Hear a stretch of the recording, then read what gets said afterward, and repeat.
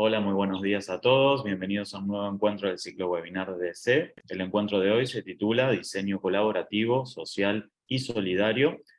El diseño como potenciador de saberes inmateriales y protector del patrimonio cultural. En esta oportunidad recibimos como expositora a Alejandra Sepúlveda, diseñadora, directora de la Fundación Madrugada Chile, con la coordinación del profesor y diseñador Gustavo Lento Navarro, a quienes les agradecemos por estar con nosotros compartiendo su tiempo y experiencia. También le quiero agradecer a todo el público que se está sumando a la sala.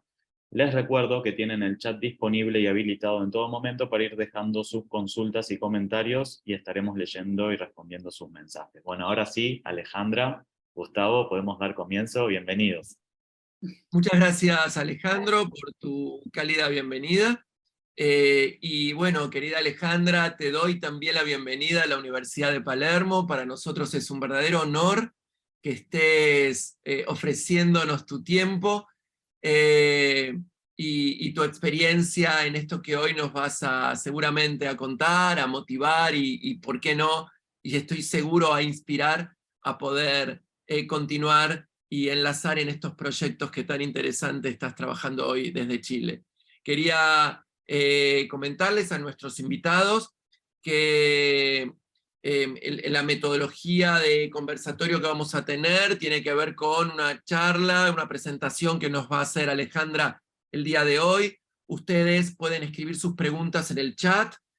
Una vez que con Alejandra estemos redondeando nuestra conversación, yo voy a abrir el chat y voy a empezar a leer sus preguntas, ¿de acuerdo? Es muy importante que nuestros invitados nos hagan preguntas, te hagan preguntas, Ale, porque genera como una apertura y seguramente podrán trabajar cosas que yo no te pregunto, entonces genera como algo mucho más dialogal, que es un poco el objetivo de estos webinars.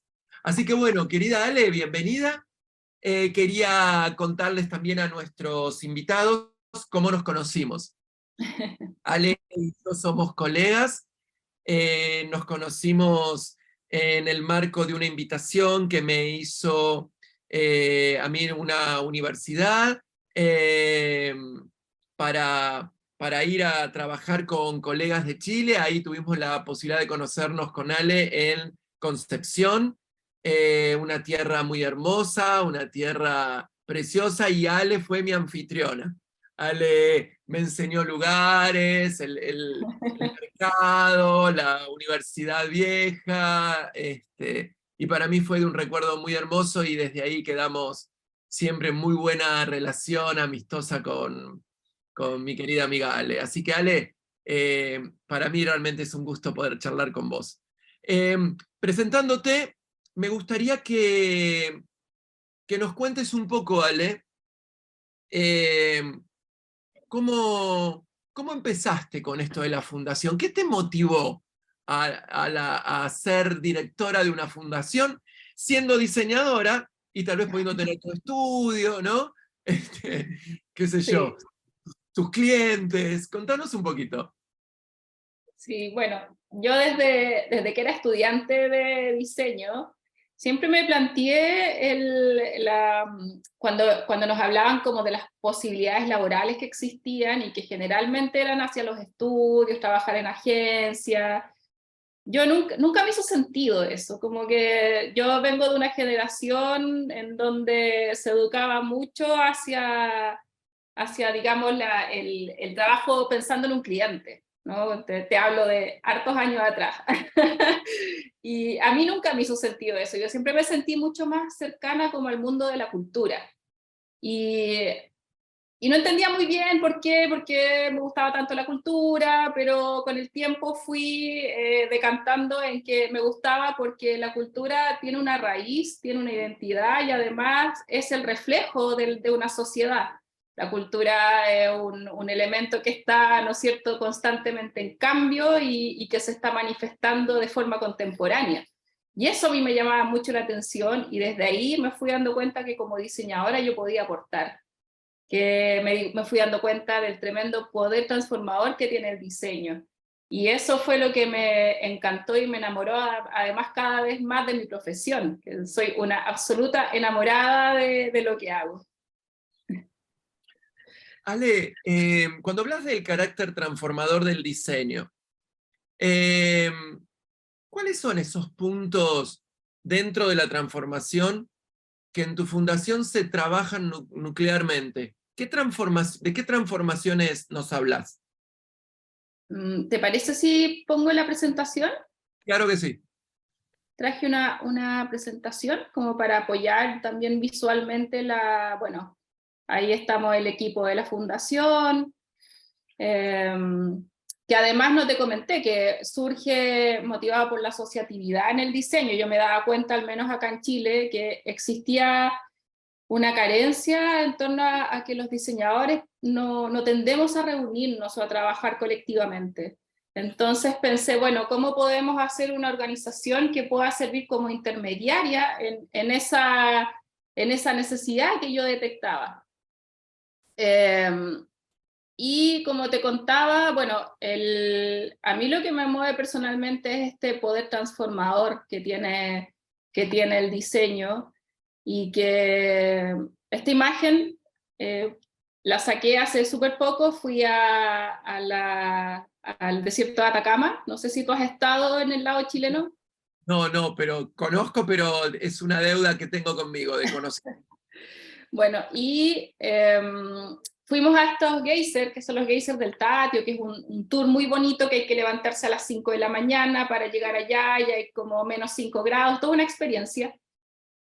Y me quedé tan maravillada con lo que estaba viendo, porque el guía nos contaba que debido al cambio climático y de todo lo que está pasando en el planeta, los geysers se están comenzando a apagar. Y que son muy pocos en el mundo además. O sea, acá en Chile, por ejemplo, tenemos el 8% de los geysers del mundo, y creo que como el 80% está en Yellowstone, en Estados Unidos, y hay otro porcentaje en Japón, creo, y no hay más. Y tienen una tremenda importancia como en el ecosistema planetario. Entonces yo pensaba, qué impresionante cómo somos de inconscientes, ¿verdad? Con cómo nosotros nos relacionamos con el todo. Y me puse a reflexionar, ¿quién soy yo aquí? O sea, ¿qué hago yo? ¿Qué puedo hacer más de lo que ya hago? Y cómo me relaciono con ese todo. Y he llegado a la conclusión de que nosotros definitivamente somos parte de la naturaleza, y no somos ser humano, naturaleza ya, ¿no? Sino que somos parte. Y en esa desconexión es que hemos caído por vivir en las ciudades, por estar en el sistema que estamos, a una desconexión que nos ha llevado, por ejemplo, a tener horarios laborales que quizás no son propios de nuestra biología, a quizás no darnos cuenta de que los ciclos estacionales son importantes, porque nos hemos acostumbrado a tener naranjas todo el año o a tener sandías todo el año, y no nos preguntamos por qué está pasando eso si antiguamente las sandías aparecían solo en verano, ¿no?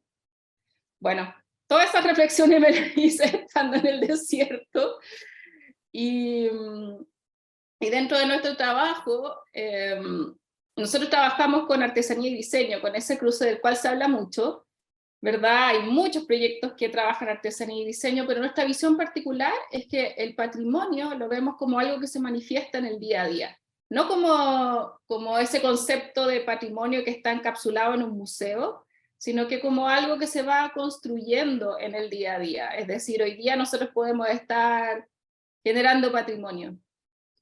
Y hoy día particularmente me voy a centrar en el programa que nosotros desarrollamos, que es anual, que se llama Manufactura Nacional, que es este programa en donde hacemos mediación, hacemos residencias para diseñadores y artesanos, que es el que nos ha dado mayores como alegrías, y que ha sido un programa muy premiado y todo lo demás, y que también me ha hecho crecer mucho como diseñadora. Ale, Sí. me gustaría que, bueno, primero les quiero contar a nuestros invitados que la fundación se llama Madrugada. ¿Cómo surge el nombre? Siempre te iba a preguntar, ¿por qué Madrugada? Bueno, Fundación Madrugada porque es algo muy personal, pero a mí me encanta la mañana, me encanta esa como brisa que hay en la primera hora de la mañana. Me Ajá, encanta sentir eso, y siento que es la hora además donde estoy como más activa, donde estoy más ok. creativa. O sea, yo tengo un montón de libretas donde voy anotando proyectos y todo, y generalmente esos proyectos surgen en las mañanas.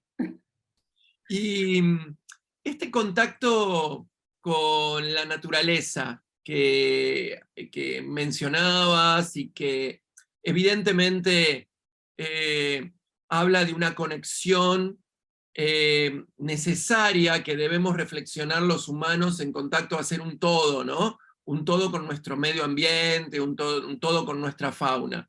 ¿De qué manera la Fundación Madrugada toma ese contacto con la naturaleza? O sea, ¿cuáles son los puntos de contacto que en la Fundación se trabajan en profundidad respecto a la naturaleza? Mira, como todo esto ha sido una gran evolución, así como tú comentabas cómo nosotros nos conocimos, dentro de la evolución de la fundación han surgido muchas relaciones personales en las cuales, relaciones de amistad con pares, que han ido aportando en esta como crecimiento continuo que vamos teniendo. Entonces, probablemente lo que te cuente hoy no va a ser lo que va a tener una evolución, digamos, el próximo año, ¿no? Claro, Dentro de nuestra relación con la naturaleza, bueno, el más concreto es el material, ¿no? Porque la artesanía se relaciona con una materia prima que surge de la naturaleza y que se vuelve a la naturaleza también, o sea, en sí misma es un ciclo perfecto, ¿no? Si es que no tiene intervención, digamos, de claro. químicos u otros elementos. Eh, pero a mí, más allá de eso, lo que te puedo contar como desde lo que yo he aprendido como de la artesanía, porque Sí, eh, yo venía de una idea, cuando recién partí trabajando en esto, en que nosotros los diseñadores teníamos mucho que entregarle a la artesanía, ¿verdad? Y venía de ese preconcepto de que nosotros tenemos que entregar valor. Nosotros como diseñadores agregamos valor porque sabemos hacer bonitos packaging, porque sabemos manejar los espacios de venta, qué sé yo. Y con el correr de los años me he dado cuenta que quien más tenía que aprender era yo, claro. porque definitivamente quizás hay una carencia en las escuelas de diseño en donde nuestra vinculación con nuestra identidad es muy superficial, muy superficial. No pasa más allá de una visita a un taller de artesanos o quizás de hablar sobre nuevos materiales o qué sé yo, pero es muy poco lo que nos relacionamos en profundidad. Y dentro de esa reflexión es que llegué al punto en el cual pensé cuál es el origen común que podemos tener entre artesanía y diseño, ¿no? Porque no me sonaba que los diseñadores surgiéramos en el siglo pasado y que de ese fuera nuestro punto de origen, ¿no? Como diseño, como tal. Y pensé, bueno, ¿cuál es la raíz de nuestro trabajo? Es constantemente observar cuáles son las oportunidades o necesidades que existen en una sociedad. Así lo veo yo al menos. Creo que Bien. nuestra presencia como diseñadores es ser ese eslabón, ¿verdad? Más allá de lo objetual, que podemos hacer sillas maravillosas, ¿verdad? Y un montón de gráficas y cosas hermosas, con mucha estética, creo que nuestro rol en este mundo como diseñadores, ya que elegimos tener esta profesión, es ser parte de esas necesidades y ver cómo resolverlas a través de las herramientas que tenemos, que no necesariamente son desarrollando un producto, sino que muchas veces son desarrollando metodologías o puntos de conexión. Y fue ahí donde dije, pero esto es lo mismo que hacían los artesanos hace años atrás, desde lo más ancestral, la artesanía surge como una solución a problemáticas cotidianas. Los antiguos artesanos trabajaban en las comunidades resolviendo esas problemáticas. Cuando tú tenías que ir a buscar agua había que generar un cántaro. Cuando tú tenías frío había que hacer un poncho. Entonces pensé, ¿por qué hoy día la artesanía está relegada a un fin decorativo ¿verdad? Porque cuando tú vas a las tiendas y a las ferias, hoy día tú ves sombreros colgados en las paredes, ves ponchos decorando, restaurantes, qué sé yo, y para mí eso ha sido algo que también del diseño se comparte también un poco, esa como, ese fin como un poco diluido, donde el diseño también hoy día tiene un carácter decorativo, estético, y que ha perdido ese rol importante en la sociedad. Entonces creo que tanto diseño como artesanía compartimos, tanto el origen como nuestra desgracia, no, como nuestras oportunidades. Es muy interesante este punto que estás tocando, Alejandra, porque es cierto que en un momento la artesanía se transformó en un objeto exótico. Y como tal, el concepto de lo exótico es en sí mismo un otro, distinto a mí, que no es igual que yo, y que tiene cierto exotismo como calificación de una mirada central, patriarcal, burguesa. Y es muy interesante lo que decís, porque en realidad la artesanía en todo caso no es un exótico, es un nosotros mismos.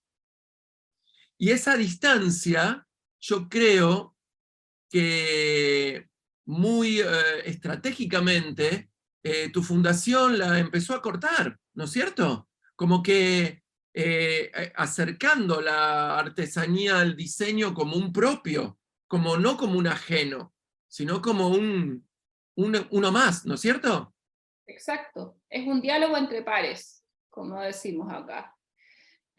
No es que tú, artesano, escuchas a mi diseñadora, o yo, diseñadora, pienso y tú haces, sino que es un diálogo entre pares, lo que significa que ambas partes tienen mucho que aprender una de la otra. Bueno, dentro de nuestro trabajo como fundación, para nosotros es súper importante lo que te comentaba al inicio, antes de que entráramos al envío, y es que nosotros nos preocupamos mucho de estar constantemente caracterizando con qué público trabajamos, porque de esa manera también nuestra oferta en cuanto a actividades se va modificando. Entonces, acá caracterizamos básicamente cuáles son los públicos con los que nosotros tenemos mayor relación, que son diseñadores y artesanos contemporáneos, y que van en una edad entre 25 a 45 años más o menos, que ahí hay un paradigma también que me di cuenta que no es tal. Cuando se habla mucho de que la artesanía se está perdiendo, por lo menos acá en Chile, ¿verdad? Porque los maestros más antiguos están muriendo, y eso es algo real, pero también hay algo súper interesante que está ocurriendo en toda Latinoamérica, por lo que he conversado con otros pares, y es que las nuevas generaciones están tomando la posta. Las nuevas generaciones que no son hijos de los artesanos están interesándose por las técnicas, por la recuperación de los saberes, por relacionarse con el patrimonio, y esos muchas veces son estudiantes de diseño que llegan por proyectos y quedan tan maravillados que se terminan dedicando a eso. No sé si tú has visto algo así allá, pero me imagino que es un fenómeno maravilloso que está ocurriendo en toda Latinoamérica. Sí, es un fenómeno que desde las universidades de algún modo lo incentivamos, pero también tomemos en cuenta que hace muchos años el diseño se instala como un lugar de narrativa global, y que la potencia de lo local quedaba siempre por debajo de lo global. Es así que los jóvenes y jóvenes estudiantes muchas veces cuando llegan a la universidad se encuentran por primera vez con narrativas ancestrales, por primera vez. A veces incluso viniendo muchos de ellos de centros geográficos donde la artesanía es realmente un rector. Y es muy interesante esto que te digo, porque uno se pregunta, ¿vos de dónde sos? De tal lugar. Ah, Y si sos de tal lugar, entonces conoces tal materialidad, tal tejeduría, tal... Nada. Ahora le preguntás si conocen el último objeto diseñado por tal diseñador que vive en Milán y lo conocen. Sí. Entonces digo, es esa búsqueda del patrimonio intelectual también es parte de un trabajo que las universidades tenemos que hacer, Ale. Exacto. Nosotros tenemos en la Fundación mucho interés de estudiantes de diseño, cada vez más, y es algo que creo que post pandemia ha crecido. Antes era poco lo que llegaban estudiantes de diseño a nuestros talleres, a nuestros cursos, y ahora se nos llena. O sea, yo lo encuentro maravilloso como fenómeno. Bueno, nosotros trabajamos con 4 pilares básicos que son la producción, donde hacemos residencias, que más adelante les voy a contar esta metodología de co-creación que ideamos para poder hacer residencias entre diseñadores y artesanos. Tenemos actividades de mediación, que lo que buscan es presentar los procesos que hay detrás de la artesanía y del diseño al público, que para uno como diseñadora, ¿verdad? Para mí son súper conocidos por nuestro ambiente, pero para la gente común y corriente no. Entonces, también hay una reflexión ahí desde el diseño de cómo nos relacionamos y vinculamos con el público general, ¿verdad? Porque tendemos a hacer actividades de diseñadores para diseñadores. Y la investigación, y por último la internacionalización. La investigación la empezamos a desarrollar el año pasado y ha dado frutos muy interesantes porque hemos ido descubriendo en la práctica cómo también se pueden derribar ciertos paradigmas con los que uno llega, ¿verdad? Y después se deconstruyen a través del proceso investigativo. Nosotros hacemos todas estas actividades en el año, y aquí puse las que tuvimos este año, que tenemos, hace poco hicimos, la semana pasada, de hecho, un curso de formación para diseñadores con una inmersión en artesanía, porque como te contaba, me fui dando cuenta que quienes más tenemos que aprender de la artesanía somos nosotros desde el diseño. Tenemos un podcast que los invito a escuchar, que se llama Fuera de Serie, que nos fue súper bien y donde entrevistamos a muchos pares de Latinoamérica y que nos sirvió también a nosotros como fundación para decantar varias ideas que de repente uno tiene como en el aire y te das cuenta que es algo no global, sino que latinoamericano. Que tus pares también piensan lo mismo y tienen las mismas reflexiones y las mismas críticas. Nuestras residencias, tenemos una escuela de manifiesto que busca precisamente poder levantar decálogos y reflexiones críticas sobre cómo es hoy día la decolonización, cómo está presente, ¿verdad? Cómo se está gestando en Latinoamérica, hablar sobre comercio justo, hablar sobre qué significa el rito, qué significa la materia en nuestro continente, cómo está siendo amenazada por el extractivismo, ¿verdad? Porque hoy día en Chile, por lo menos, hay muchas zonas donde la materia prima artesanal lamentablemente se está extinguiendo por el sobreabuso de la industria forestal. Hacemos metodologías, hacemos esta residencia que está en curso, que la queremos hacer en los Andes para levantar los oficios que se desarrollan en relación a la montaña. Tenemos talleres enfocados, que son talleres de técnicas de artesanía para estudiantes de diseño, pero que lo que buscan es generar la inquietud en el estudiante, no en saber hacer la técnica, sino que en reconocer que en la artesanía existe la posibilidad de poder generar ciertos componentes que te pueden ayudar en la producción, digamos, de diseño. Y ese vínculo también me parece súper interesante porque no es que busquemos que una persona se convierta en tejedora, por ejemplo, o en tallador, un estudiante de diseño, pero sí entender que hay procesos que tienen cierta duración de tiempo, que en la artesanía son más largos, ¿verdad? Y que te pueden servir para poder generar un producto final en donde hayan otros componentes que sean quizás industriales, pero con una parte artesanal. Y bueno, la investigación y procesos en directo también que desarrollamos para que el público a través de las plataformas digitales pueda conocer cómo son estos procesos de artesanía. Aquí hay una foto justamente de Duoc, que fue donde nosotros nos conocimos. Sí. de un taller que hicimos el año pasado, ahí son puros estudiantes de diseño, y que fue maravilloso porque imagínate que ellos son estudiantes de diseño industrial y nunca habían estado en contacto con madera nativa. O sea, estudiantes de diseño industrial que no reconocen las maderas nativas que existen en su zona. ¿Qué me dices de eso? Tremendo, sí.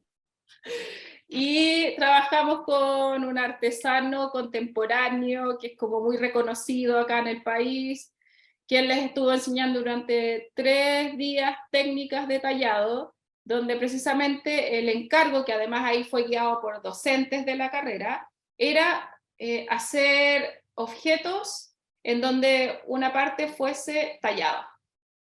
Okay. Entonces estuvimos trabajando y fue hermoso, los chicos salieron casi llorando del taller porque además la riqueza que tiene trabajar con artesanos es que no solamente tú estás con un maestro en técnicas, sino que estás con un cultor, porque el artesano, la persona en sí misma es un cultor y es un contenedor de patrimonio. Por lo tanto, las historias, los relatos y todos estos saberes están dentro de esa persona. Acá hay otras imágenes de esto que hicimos este año, que fue un taller que es de oficios también, pero donde el enfoque era ecológico. Entonces estamos empezando a trabajar en que las personas empiecen a tomar conciencia también de la materia prima, de cómo está siendo amenazada y que cómo también hay posibilidades de trabajar la materia sin necesidad, por ejemplo, en este caso, de botar un árbol, sino que de recolectar materia que podíamos encontrar en el bosque. Reconocer árboles nativos en el bosque, conocer también las propiedades del material, ya que es algo que se conoce poco, ¿verdad? En el diseño, como por lo menos acá en industrial trabajan mucho con aglomerados, ¿verdad? Que es pino, qué sé yo, y que no es ni parecido a lo que significa trabajar con nativos. Tenemos una investigación también que hicimos este año con distintas marcas de diseño nacional que trabajan con artesanía y en donde pudimos levantar ciertos puntos comunes, como por ejemplo cuáles son las metodologías de trabajo, cómo fue la vinculación inicial entre el diseño y entre la diseñadora y la artesana, cuáles son los principales puntos de conflicto. Y fue muy interesante porque nos dimos cuenta también que para la relación diseño-artesanía tiene que existir un punto súper relevante que es la conexión emocional. Ah, mira qué interesante. ¿Cómo sería eso, Ale? Todos los diseñadores que nosotros entrevistamos nos comentaban que la relación con la artesano o comunidades de artesanos con los que trabajan fue una gestación que tomó mucho tiempo, en donde la relación es personal, no es de partner, ni de socio, ni juntémonos a tal reunión, ya estamos listos, no, sino que es una relación que se construye en el tiempo y que tiene lazos afectivos. Son relaciones donde tú vas a almorzar, donde tú vas a comer, donde conoces a los hijos, donde cuentas historias de familia, donde encuentras puntos geográficos comunes. No es una relación, digamos, de empresarios, ¿me entiendes? Entiendo. Y donde también los acuerdos, nos comentaban, son súper importantes, la honestidad.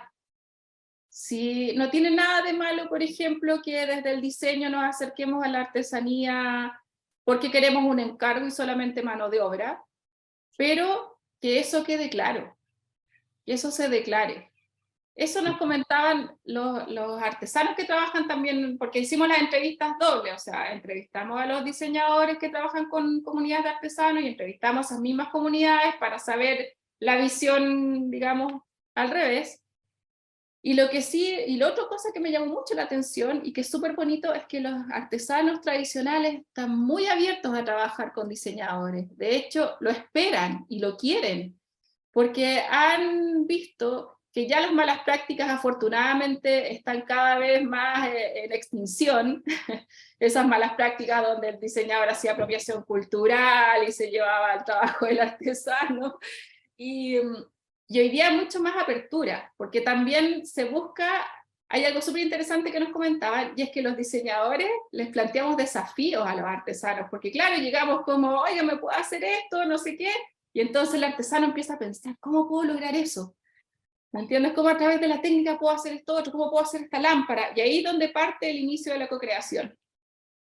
Es interesante ese concepto que me gustaría que profundices un poquito más, Ale. Nuevamente invito a todos los invitados que empiecen a hacer sus preguntas en el chat, en un instante yo los empiezo a leer. Hablaste de apropiación cultural y co-creación. ¿Te gustaría profundizar un poquitito más sobre estos dos conceptos como para terminarlos de entender? Sí, bueno, apropiación cultural, yo no soy experta, ¿ya? Yo sé que hay expertos en la materia, pero hasta donde yo he visto por la experiencia de nuestro trabajo, pueden existir diferentes formas de apropiación cultural. La más básica es tomar, por ejemplo, que se da mucho en los textiles, ¿verdad? Tomar códigos textiles y utilizarlos como patrones, qué sé yo, en vestuario, sin reconocer y sin darse cuenta de que estás utilizando muchas veces elementos que son rituales, que son simbólicos, que son propios a veces de una comunidad particular que está ligada a un territorio. Y eso es una ignorancia absoluta, digamos, de parte de quien lo hace. Entiendo. También existe otro modo de apropiación cultural y que es más conceptual, como por ejemplo utilizar, se da mucho con el mapudungún, ¿verdad? De ponerle nombres exóticos en lengua de mapudungún a proyectos que nunca han tributado ni han estado en territorios mapuche, porque es cool. Entiendo, claro. ¿Verdad? Se da mucho también con pueblos originarios, que yo he conversado con artesanos de pueblos originarios y la verdad es que les molesta mucho cuando llegan diseñadores y utilizan piezas propias de las comunidades y las desarrollan en serie y las venden por otros lados. Creo que esos son como los elementos más concretos que te podría contar de experiencias que me han comentado a mí. ¿Y la co-creación qué sería? Sí, con respecto a la co-creación, mira, yo cuando empezamos esta investigación este año, pensaba, mi idea final era poder lograr una metodología que se pudiese sistematizar para poder entregarla a la comunidad y decir, así se relaciona un diseñador con un artesano, ¿ya? Pero en la investigación nos dimos cuenta que no existe esa forma, básicamente porque cada uno es muy particular. O sea, requiere quizás mucho más tiempo de investigación y desarrollo para llegar a algo así. Pero todas las marcas, nosotros entrevistamos a 7 marcas, nos comentaban que cada uno tiene su propia forma de relación.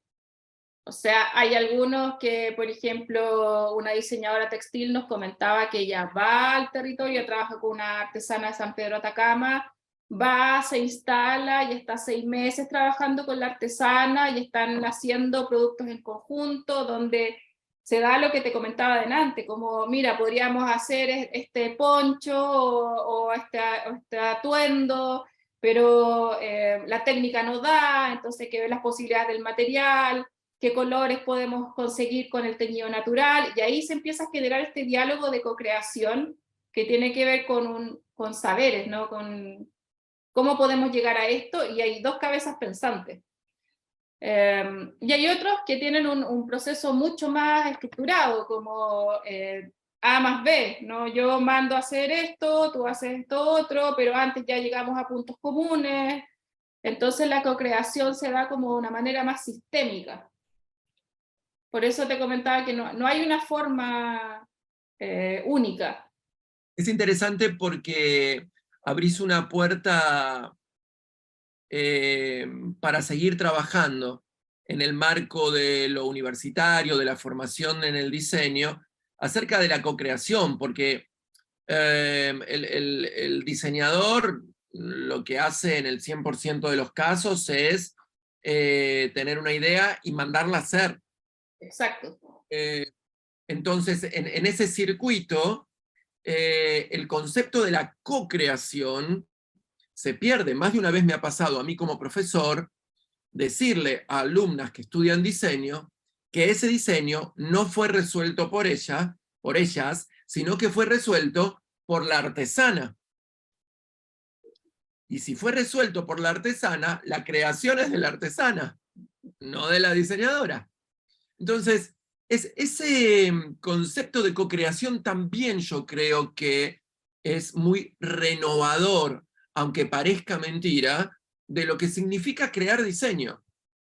Yo le haría ahí una especie de condecoración al concepto de co-creación que están hoy promulgando en la Fundación Madrugada, Ale.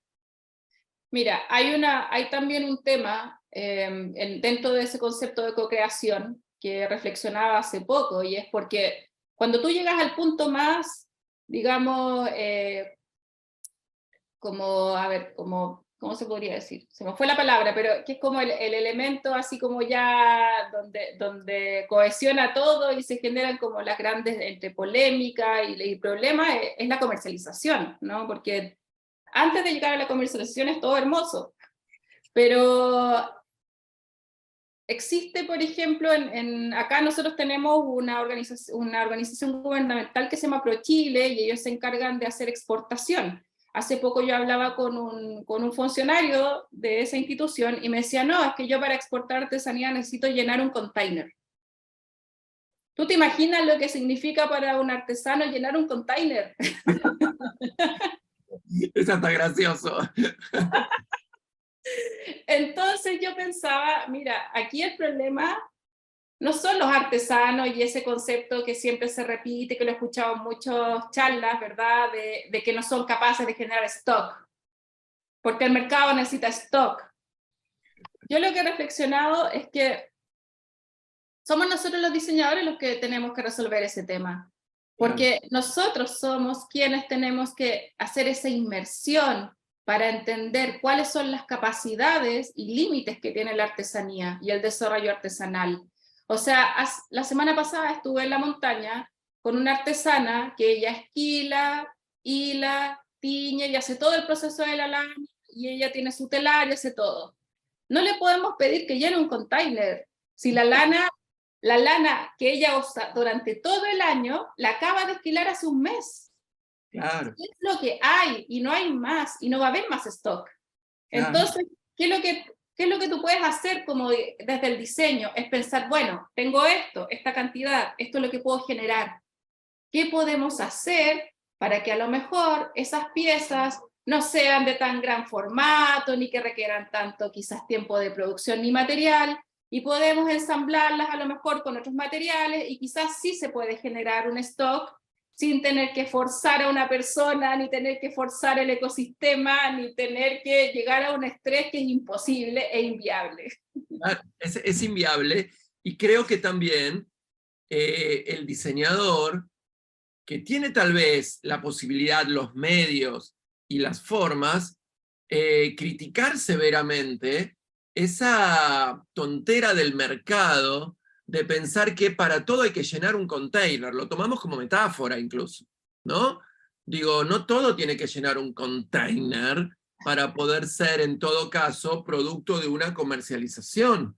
Entonces digo, creo que en este caso es muy interesante poder analizarlo y reflexionarlo. Sigamos un poquito más con los cursos. Acá veo una foto que dice cursos de inmersión en artesanía para diseñadores. ¿Qué sería?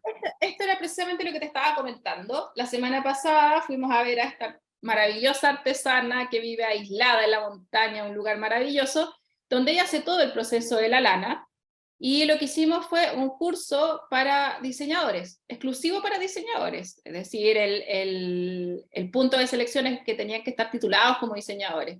Ya, porque lo que nos interesaba era poder conectar con estos elementos que son, por ejemplo, cómo influye la estacionalidad en la producción artesanal. y que la lana es muy presente, bueno, en todas las materias primas, pero esta vez como estábamos, el protagonista es la lana, porque hace poco fue tiempo de esquila, nos dimos cuenta que muchos, o sea, que no muchos, todos los diseñadores que llegaron al curso, que tú ves ahí, ninguno sabía esto. Ya hablamos de diseñadores que llevan algunos hartos años de experiencia, de trayectoria, trabajando, qué sé yo, y ninguno sabía esto, ninguno había tomado conciencia de que no se puede forzar porque la lana tiene su estación. Claro. No, tú no puedes sacar lana de un cordero a mitad de año o cuando se te dé la gana. Claro. También pudieron comprender, por ejemplo, los tiempos, las técnicas, muchos de ellos nunca habían estado frente a un telar, viendo también surgieron, por ejemplo, ciertas posibilidades de desarrollo. Muchos observaron desde un elemento adicional del diseño, que es la ergonomía, cómo esta artesana trabajaba el telar y para poder irse hacia adelante, la silla se le iba hacia adelante porque era una silla común y corriente. Ajá. Entonces te das cuenta cómo el diseño también puede aportar desde otras líneas, no solamente generando productos, sino que también a lo mejor visualizando cómo los artesanos con el tiempo se terminan afectando a nivel físico, porque el trabajo artesanal también tiene una carga física en donde nosotros podemos aportar a través de la ergonomía. Claro. Bueno, y acá están las residencias virtuales que nosotros desarrollamos en pandemia y que este año seguimos realizando y que han resultado también muy bonitas porque son residencias donde nosotros hacemos un guiado a los participantes y ellos están desde sus talleres, generando producción a través de una metodología que es un paso a paso. ¿Y qué es lo que hacemos? Les damos un desafío y les preguntamos, ¿cómo puede insertarse un objeto artesanal en una cocina reducida de ciudad?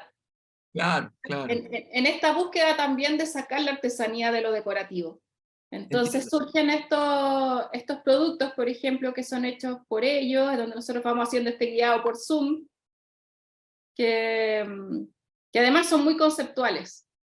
Bueno, está esta residencia que te comentaba que queremos hacer en los Andes con los arrieros. Me llama mucho la atención el trabajo de los arrieros y esa transhumancia donde van de Argentina a Chile, llevando ganado, y todos los objetos que utilizan. Ya, yo siempre me río porque cuando uno se compra una parca North Face y piensa los arrieros cruzando la cordillera con una manta, entonces esas tecnologías a mí me llaman mucho la atención. Claro, claro. Bueno, hasta el podcast, que ya te comentaba, que estuvimos trabajando con, que cada capítulo hay pares de distintos lugares de Latinoamérica que ya tienen un trabajo desarrollado de años en este vínculo. Y bueno, nuestro impacto, que es que hemos tenido varios premios. El año 2020 fuimos el proyecto más premiado en la Bienal Iberoamericana de Diseño. Ahí tuvimos premios integrales, diseño para el desarrollo, para cooperación, sustentabilidad. Pero para mí, ¿sabes qué? Una de las cosas más bonitas es que hoy día yo formo parte del jurado de los premios de maestro artesano, Registro Nacional de Artesano en Chile, y eso para mí es un tremendo premio porque fueron los mismos artesanos los que me eligieron. Entonces, para mí eso es mucho más hermoso, te digo, que cualquier otro galardón, porque habla de lo humano. Acá hay imágenes de varios artesanos que han trabajado con nosotros, si te fijas son todos muy jóvenes, la gran mayoría son egresados de diseño, que se han interesado por los oficios artesanales, por su identidad. Nosotros además, internamente como fundación, trabajamos mucho la co-creación, la creación colectiva también de todo nuestro programa. Hacemos un encuentro anual interno con los artesanos que trabajamos para que ellos mismos aporten cuáles son las necesidades que tienen y cómo les gustaría que la fundación aportara a través de sus actividades. Bueno, tenemos hartas relaciones, tejido social, estratégico, y cómo nos vemos hacia el futuro. Queremos desarrollar un observatorio ya de prácticas de artesanía y diseño. Queremos instalarnos en un territorio para poder desarrollar un laboratorio de producción y queremos fortalecer nuestras redes internacionales porque también encontramos que hay nos hemos encontrado con muchos diseñadores y artesanos que están trabajando hoy día en Latinoamérica, que tienen un discurso muy potente y sería muy bonito e interesante poder hacer una red con todos ellos. Y para finalizar, aquí puse como 3 grandes aprendizajes, como grandes conclusiones. ¿Ya? Lo primero es que nosotros como diseñadores nos damos valor, que es algo que he escuchado mucho, que el diseño da valor a la artesanía, porque el valor existe en sí mismo en ambas áreas, ¿ya? Claro. Ambas disciplinas tienen un valor en sí mismo. Por lo tanto, no somos nosotros quienes le otorgamos ese valor a la artesanía. Lo otro es tener claro los aspectos éticos, y es que cuando tú trabajas con artesanía, trabajas con personas, porque como ya dije antes, la persona es cultora, es representante de su territorio y de sus saberes. Por lo tanto, el vínculo tiene que ser humano en ese encuentro, no tiene que ser entre socios, empresarios, ¿verdad? Como podría pasar en la ciudad. Y que nosotros no ayudamos ni rescatamos a nadie porque no estamos en una jerarquía superior por haber salido de una universidad. Claro que sí. Ale, te hago una pregunta. Bueno, aquí están los contactos para todos nuestros amigos para que puedan contactarse con Alejandra. Para ser residentes de la fundación, en el caso de las residencias virtuales, ¿hay que ser chileno o un argentino podría ser residente de la Fundación Madrugada? Mira, este año lo vamos a abrir, lo vamos a ampliar a otros países de Latinoamérica. Ah, sería buenísimo entonces saberlo, contá conmigo para la difusión. Y vamos a comenzar entonces con las preguntas. Contamos hoy con nuestros invitados, con alguien que realmente quiero mencionar, que es la periodista y experta en artesanías y sustentabilidad, que es Andrea Lázaro. Por ahí está Andrea, por ahí la leemos, así que es un honor también que Andrea pueda participar de este conversatorio. Vamos entonces a abrir a las preguntas. A ver, acá comparten las redes, el moderador de la UP, quien es Alejandro. Andrea nos pregunta, o dice tal vez, no es una pregunta, apropiación cultural y extractivismo parecen tener una raíz común relacionada con la globalización. ¿Cómo volvemos a lo local? Nos pregunta Andrea. Y la segunda pregunta, ¿podemos agregar valor en el territorio? Dice Andrea, Ale. A ver, ¿cómo volvemos a lo local?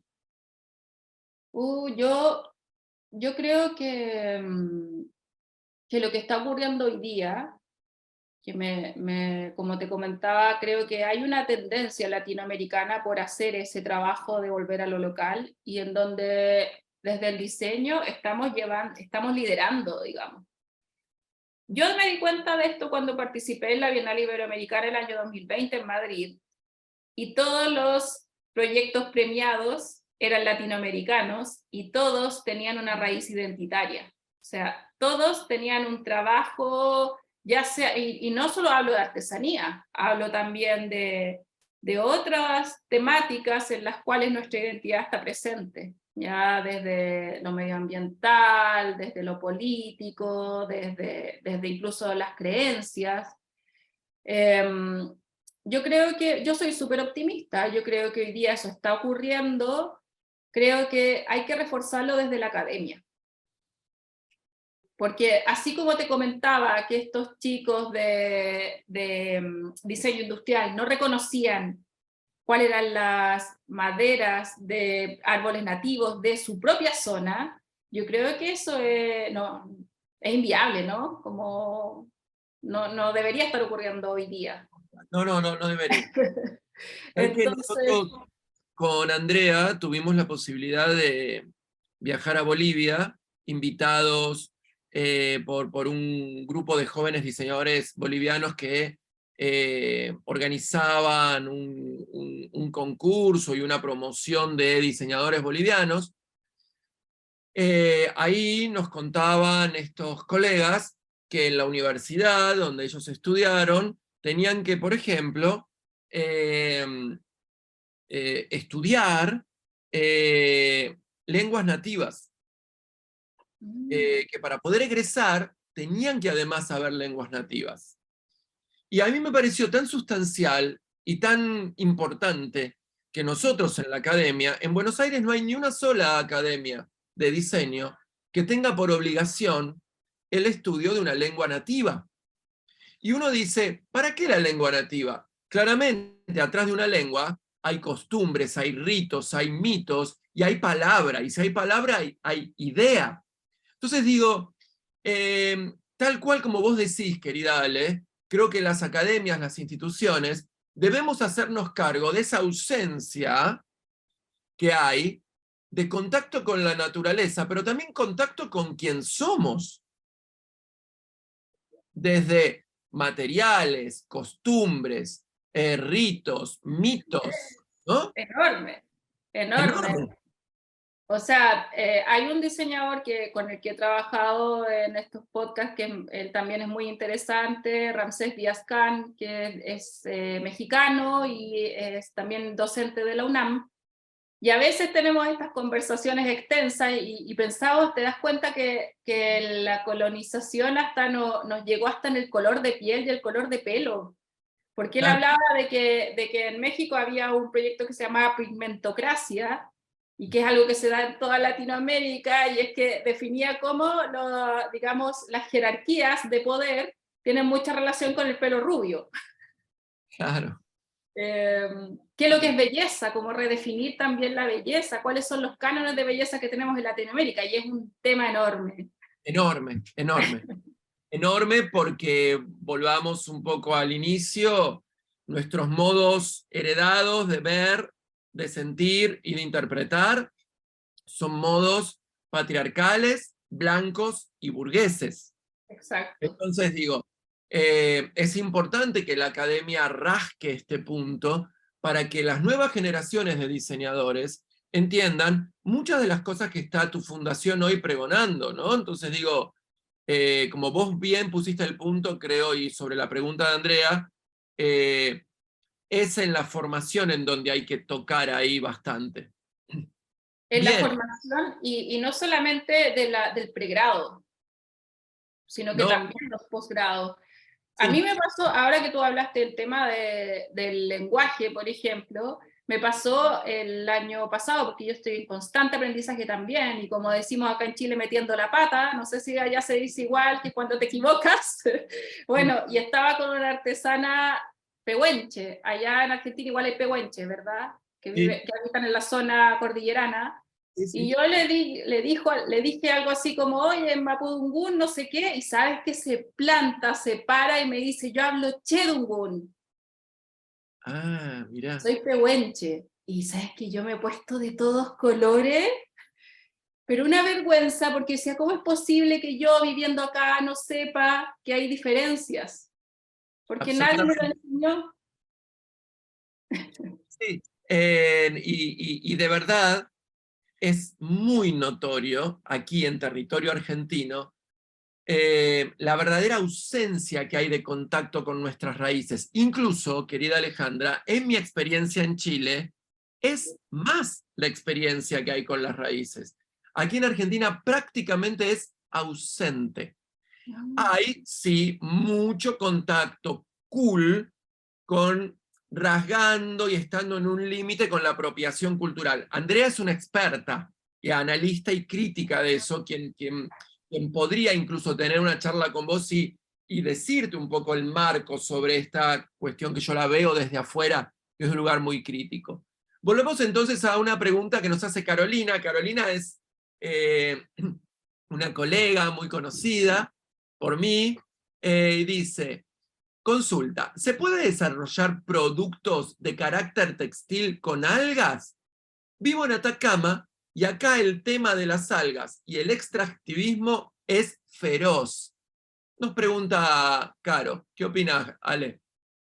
Me ponen un aprieto con esa pregunta porque yo no soy experta en nuevos materiales, pero me imagino que se puede experimentar, ¿no? Claro que sí. Porque las algas, no sé qué tanta flexibilidad tienen como elasticidad y todo como para poder hacer un entramado. Lo que sí he visto que se trabaja harto es como con los desechos de la pesca y que hay varios proyectos que hoy día están desarrollando producto textil o de complementos a partir de esos desechos. Sí, de hecho me parece que en las algas la industria y el diseño ya está prestando mucha atención, no solo para la producción de objetos, sino además como alimentación, como medicamentos. Evidentemente en las algas hay ahí una característica científico-técnica y que también podríamos empezar a pensarla desde el carácter de arte y tecnología, ¿no? Está como hoy parada las algas en un lugar muy importante como para seguir relevando. Andrea nos dice, ¿cómo es percibida la artesanía en Chile por un consumidor medio? A ver, bueno, en el laboratorio del neoliberalismo, imagínate, acá es digamos, ni siquiera es competencia, es como una lucha bastante feroz entre lo que te ofrece el retail y los lugares donde puedes encontrar artesanía. Generalmente la artesanía se vende en Chile en épocas bastante estacionales, digamos, que es cuando se instalan las ferias de artesanía, en que estamos justo en la época previo a Navidad, pero en general se consume poco, encuentro yo. Es muy de nicho, es muy como de la persona que sabe, que entiende, todavía está muy como en el rango de hecho, nosotros hicimos un estudio no tan grande como de mercado, pero caracterizamos personas que están afines a la artesanía y nos dimos cuenta que en su mayoría son mujeres y que tienen un poder adquisitivo, digamos, importante. O sea, todavía no hablamos como de clase media, no ha llegado todavía mucho ahí porque hay muchas marcas de retail que ofrecen productos muy similares al artesanal, por supuesto que a más bajo costo, y creo que ahí hay un trabajo también que nosotros tratamos de hacer, que es presentando por qué el proceso artesanal es más lento y eso hace que se encarezca un poco más el producto, pero al mismo tiempo hay una trazabilidad ética que es mucho mayor. O sea, bueno, hay una filosofía o creencia en Dinamarca que conocí hace un tiempo que se llama Hygge y que habla como de que la trazabilidad, porque en Dinamarca consumen mucho artesanía, y que la trazabilidad de los objetos o de la vestuario que tú ocupas también tiene una carga espiritual. Y esa visión me pareció muy interesante y no la encuentro tan alejada de la verdad. Porque, bueno, en el vestuario sabemos que hay mucha, digamos, esclavitud detrás de la ropa que se usa. ¿Y por qué no pensar que quizás ese dolor también puede traspasarse hacia lo que tú estás usando, ¿no? sin duda, y creo que hablaste sobre la trazabilidad ética, que es un tema muy importante en el diseño, ¿no? La dejamos para otro webinar seguramente. Es como para trabajar y tener acá como una idea. Acá Andrea, bueno, está feliz de escucharnos y nos comenta que en Perú se estudian las fibras naturales textiles nativas en la universidad. Otro buen ejemplo en Perú, ¿no? Le parece muy interesante el concepto de pigmentocracia. Acá, bueno, nos agradece nuestra querida Andrea, a Alejandra en particular. Y María Javiera Jaime nos pregunta, buen día, ¿las cooperativas no ayudarían a los artesanos con mismo material y distintas técnicas no solo a vender todo el año, sino a exportar sus productos sin producir más de lo que cada uno puede? Pregunta Javiera. Sí, absolutamente. Yo cuando partí con el Colabora Fest, que es el festival por el que tú has participado, nosotros hacemos difusión y promoción del cooperativismo. Ahora, particularmente en Chile, el escenario es un poco complejo, porque como te comentaba, no es menor decir que somos el laboratorio del neoliberalismo. O sea, Chile tenía un pasado cooperativista maravilloso hasta el 73, que es cuando entramos en dictadura, y donde se cortó, pero de raíz, toda la industria y todo el mundo cooperativo. y hoy día se está haciendo un trabajo a partir de hace como 5 años atrás, ya que partimos con un trabajo a nivel gubernamental de promoción del cooperativismo, porque hoy día, por lo menos en Chile existe mucho, pero arraigado como la industria agroalimentaria. En artesanos hay cooperativas en el norte y que están funcionando bastante bien y efectivamente son un modelo muy sostenible en el tiempo. Muy interesante entonces, a tomarlo en cuenta. Y bueno, ya estamos entonces, querida Ale, en nuestra hora.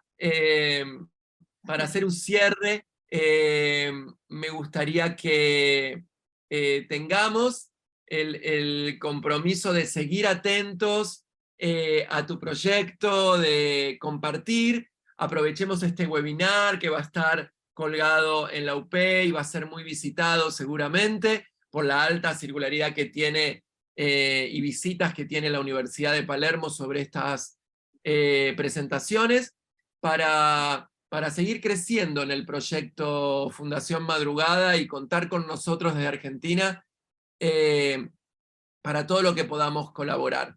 Querida Alejandra, muchísimas gracias por tu tiempo, muchísimas gracias a nuestros invitados, muchísimas gracias por las preguntas, y bueno, quedamos en contacto, querida amiga.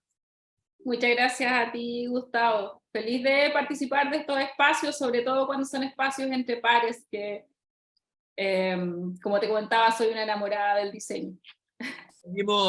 Seguimos trabajando entonces juntos. Muchas gracias, Alejandro, por tu moderación, y bueno, nos vemos. Los invito a todos el miércoles que viene. Te invito también, Ale. Va a haber una diseñadora que vive en China, ya hace unos años que vive en China. Está trabajando para China, en contacto con Argentina.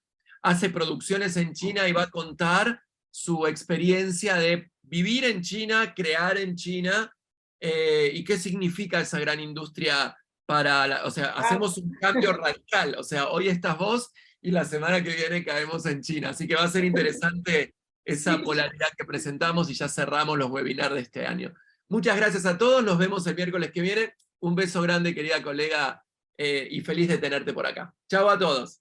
Muchísimas gracias, Alejandra. Gracias, Gustavo. Un lujo poder contar con ustedes en el ciclo webinar de C. Felicitaciones por el encuentro que llevaron a cabo. Acá el público fue dejando sus saludos. Bueno, ahí dejamos los contactos de redes, y recuerden que el encuentro de hoy se va a estar subiendo en nuestro canal de YouTube, Conferencias DC. Muchas gracias y hasta la próxima.